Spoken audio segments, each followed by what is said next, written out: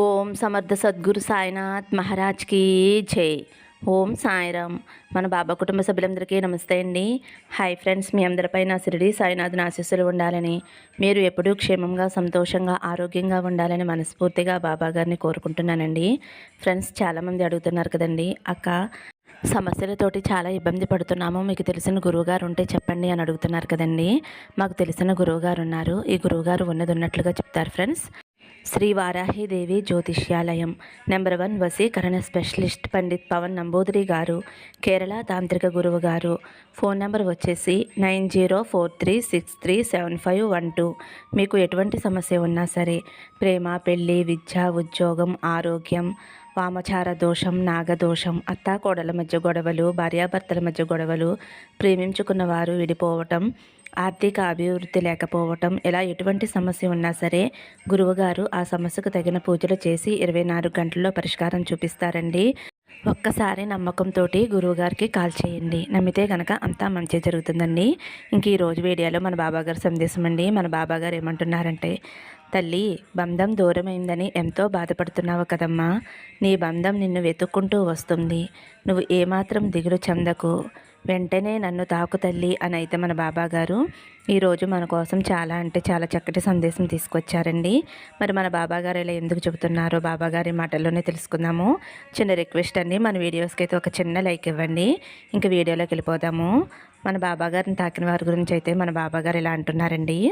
తల్లి, నీకు ఇష్టమైన బంధం దూరమైంది అని ఎంతగానో బాధపడుతున్నావు కదమ్మా. నీ భర్త నిన్ను అర్థం చేసుకోవటం లేదని, చీటికి మాటికి కోప్పడుతున్నాడని, ప్రతి విషయంలోనూ గొడవ పడుతున్నాడని చాలా బాధపడుతున్నావు కదమ్మా, దుఃఖిస్తున్నావు. నీ కష్టం ఎవరికీ రాకూడదు అని ఎంతగానో వేదన చెందుతున్నావు తల్లి. ఎక్కడ బంధం దూరం అయిపోతుందో అని చాలా బాధపడుతున్నావు కదమ్మా. నీ బంధం నిన్ను అర్థం చేసుకునేలా నేను చేస్తాను. నా బిడ్డల జీవితాల్లో ఎంతోమందికి విడిపోయిన వాళ్ళని కలిపాను, విడిపోతున్న వాళ్ళని విడిపోకుండా రక్షించాను తల్లి. బంధం దూరమైందని బాధపడే బిడ్డైనా సరే, బంధం ఎక్కడ దూరం అయిపోతుందో అని బాధపడే బిడ్డకైనా నేను చెప్పే మాటలు చాలా జాగ్రత్తగా నా మీద భక్తితో విను తల్లి. అప్పుడు నీకు ధైర్యం కలుగుతుంది, ఏం చెయ్యాలో తెలుస్తుంది తల్లి అని అయితే మన బాబాగారు మనందరికీ ఏదో తెలియచేయాలి అని అయితే అనుకుంటున్నారండి. మీరైతే శ్రద్ధగా వినండి. బిడ్డ, నువ్వు బంధం కోసం ఎంతగా పాకులాడుతున్నావో నాకు తెలుసమ్మా. అందుకే నీకు వివరంగా తెలియచేయడానికి, నా భక్తురాలి జీవితంలో నేను చేసిన మిరాకిల్ గురించి నీకు చెప్పడానికి ఈరోజు నీ ముందుకు వచ్చానమ్మా. ఫ్రెండ్స్, బంధం దూరమైందని బాధపడే వారందరూ కూడా చాలా శ్రద్ధగా వినండి. బాబాగారు చేసిన మిరాకిల్. ఒక ఊరిలో ఒక ఆమె ఉంటుందండి. ఆమె ఉద్యోగం చేసుకుంటూ ఉంటుందన్నమాట. ఆఫీస్ నుండి ఇంటికి వస్తుంది. పక్క ఇంటి ఆవిడ అనమాట. ఆవిడకి ముందు పాప అండి, తర్వాత ప్రెగ్నెంట్ అనమాట, 5వ నెల. ఆమె ఏడుస్తూ ఈమె దగ్గరికి వస్తుందనమాట. ఏం జరిగింది అని ఈ జాబ్ చేసే ఆవిడ అడుగుతుందనమాట.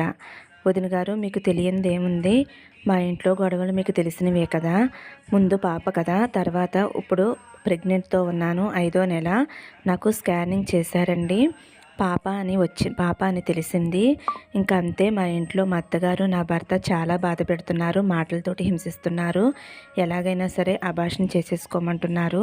నాకు చాలా బాధగా ఉంది వదిన. పొద్దుట సాయంత్రం చాలా గొడవ పెడుతున్నారు. నాకు హార్ట్లో చిన్న రంధ్రం ఉంది కదా, అది మీకు తెలుసు. శారీరకంగా మానసికంగా చికాకు పడలేకపోతున్నాను, శక్తి లేదు. వాళ్ళతోటి కోట్లాడలేకపోతున్నాను, విసుగు చెందుతున్నాను. అందుచేత నేను ఇంకా మా ఇంటికి వెళ్ళిపోదాము అని అనుకుంటున్నాను. ఈ గొడవలు పడలేకపోతున్నాను అని ఆమె చెప్తుందనమాట. అప్పుడు పక్కింటి ఆవిడ ఆమె చెప్పిందంతా విని కొంతసేపు మౌనంగా ఉండి, చూడమ్మా, ఇంటిని తీర్చిదిద్దాలన్నా పాడు చేయాలన్నా స్త్రీ యొక్క పాత్ర అతి ముఖ్యమైనది. తొందరలో ఏదైనా పొరపాటుగా నిర్ణయం తీసుకున్నావంటే జీవితాంతం నువ్వు బాధపడవలసి ఉంటుంది. అంతేకాకుండా నీ పాప భవిష్యత్తు కూడా దెబ్బతింటుంది. నా మాట విన్నావు అంటే నీకు ఒకటి చెబుతాను. అప్పుడు ఆమె వెంటనే, వదిన చెప్పండి, మీరు ఏమి చెబితే అది చేస్తాను, మీ సలహా ప్రకారమే నేను నడుచుకుంటాను అని అంటుందన్నమాట. అప్పుడు పక్కింటి ఆవిడ, ఈరోజు బుధవారం కదా, రేపు గురువారం చాలా మంచిది, నీకు ఒక మంచి పూజ చెబుతాను. ఈ పూజను మనసులో పూర్తిగా విశ్వాసం పెట్టుకుని శ్రద్ధగా పూర్తి చేయి. బాబాగారి దయ వల్ల నీ కష్టాలన్నీ దూరమవుతాయి. అప్పుడు పూజా విధానం చెప్తుందనమాట. గురువారం నాడు స్వచ్ఛమైన బట్టలు కట్టుకుని ఒక తెల్లని అరచేతి రుమాలు తీసుకుని పసుపు నీళ్ళల్లో ముంచి ఆరబెట్టుకుని నీ ఇంట్లోనే పూజా స్థానంలో శ్రీ సాయిబాబా ధ్యానం చేస్తూ మనసులో నీ కోరిక చెబుతూ ₹1 కానీ ₹2 బిళ్ళ కానీ ఆ పసుపు బట్టలో పెట్టి ముడుపు కట్టాలి. పిదప ఆ ముడుపుని బాబాగారు పాదాల దగ్గర పెట్టాలి. నీ మనసులోని కోరిక తప్పకుండా నెరవేరుతుంది. కోరిక నెరవేరిన పిదప ఆ ముడుపుని తీసుకుని షిరిడి సాయి దర్శనానికి వెళ్ళాలి. బాబాగారి దర్శనం చేసుకుని పిదప ఆ ముడుపు దానా పెట్టెలో వేసి నమస్కరించుకోవాలి అని ఆమె పూజా విధానం అంతా కూడా చెప్తుందనమాట. ఆమె సంతోషంతో ఇంటికి వెళ్ళిపోతుంది. మరునాడు గురువారం రోజున ఆమె చెప్పినట్లుగానే పూజంతా చేసుకుంటుంది. పూజ చేసుకుని సాయంత్రం ఈవిడ దగ్గరికి వస్తుందన్నమాట. పక్కింటి ఆవిడ దగ్గరికి వస్తుంది. ఆవిడతో ఇలా చెబుతుందనమాట. వదిన, అద్భుతమైన చమత్కారం జరిగింది. నా జీవితంలో వసంతం వచ్చింది. ఈరోజు గురువారం దివ్య పూజ చేశాను. తదనంతరం నా సంసారంలో మార్పులు రావటం మొదలయ్యాయి. మా అత్తగారు ఈరోజు డాక్టర్ వద్దకు తీసుకువెళ్ళారు. డాక్టర్ గారు స్కాన్ రిపోర్ట్ చూసి ఏదో సరిగ్గా కనిపించటం లేదు అని మళ్ళీ స్కానింగ్ చేయించమని చెప్పారు. రెండోసారి తీసిన స్కాన్ రిపోర్ట్ చూడటానికి ప్రయత్నిస్తే అక్కడ ఎలక్ట్రిసిటీ ఫ్లక్చుయేషన్ వల్ల సరిగ్గా కనిపించలేదు. నన్ను అత్తగారిని స్వయంగా డాక్టర్ గారు తన కారులో కూర్చోబెట్టుకుని తన ఇంటికి తీసుకుని వెళ్ళారు. స్కాన్ రిపోర్టును అక్కడ మరి ఒకసారి చూడటానికి ప్రయత్నించారు. రిపోర్ట్లో క్లియర్గా మగపిల్లవాడని తెలిసింది. నా ఆనందానికి అంతు లేదు. నిన్న స్కాన్ రిపోర్ట్ తప్పని నిరూపించి బాబాగారు నా కోరిక నెరవేర్చారు. కొద్ది నెలల తర్వాత ఆమె ఒక మగపిల్లవాడిని ప్రసవించింది. అలాగే ఆమె భర్త యొక్క వ్యాపారం కూడా మంచిగా నడుస్తుంది. అందరూ కూడా చాలా సంతోషంగా ఉంటున్నారు. అంతేకాకుండానే శీఘ్రకాలంలో ఒక కారు కూడా కొనుక్కున్నారు. భార్యాభర్తలిద్దరూ కూడా ఎప్పుడూ కలిసి సంతోషంగా ఉండేవారు. అలాగే అతి త్వరలోనే షిరిడి వెళ్ళి బాబా దర్శనం కూడా చేసుకున్నారు. ఫ్రెండ్స్, కథ విన్నారు కదండి. ఇది కథ కాదండి, నిజంగా జరిగిన సంఘటన. ఇది సాయి దివ్య పూజ చేసుకున్న వారికి తప్పకుండా తెలుస్తుందండి ఈ స్టోరీ.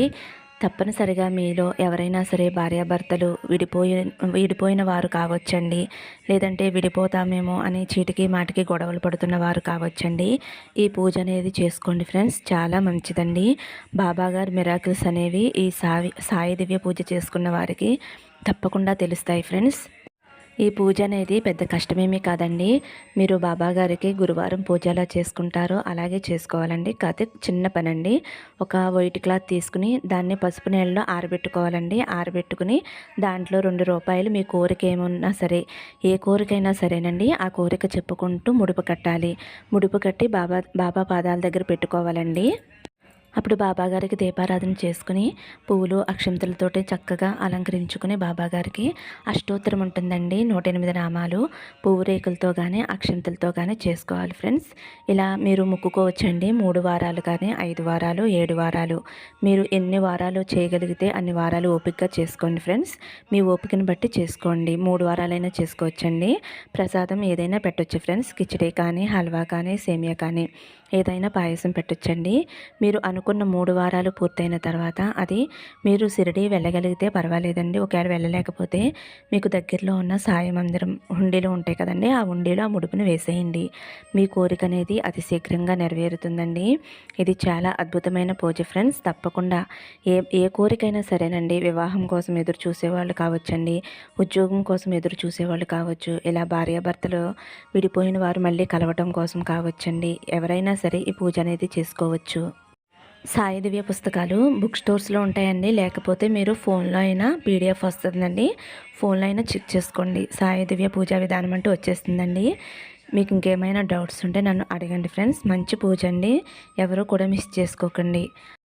ఓకే ఫ్రెండ్స్, మీకు ఇంకేమైనా డౌట్స్ ఉంటే కామెంట్స్లో అడగండి. సర్వే జన సుఖినో భవంతు. సమస్తం సద్గురు సాయినాథ్ అర్పణమస్తు. శుభం భవతు. జై సాయిరామ్.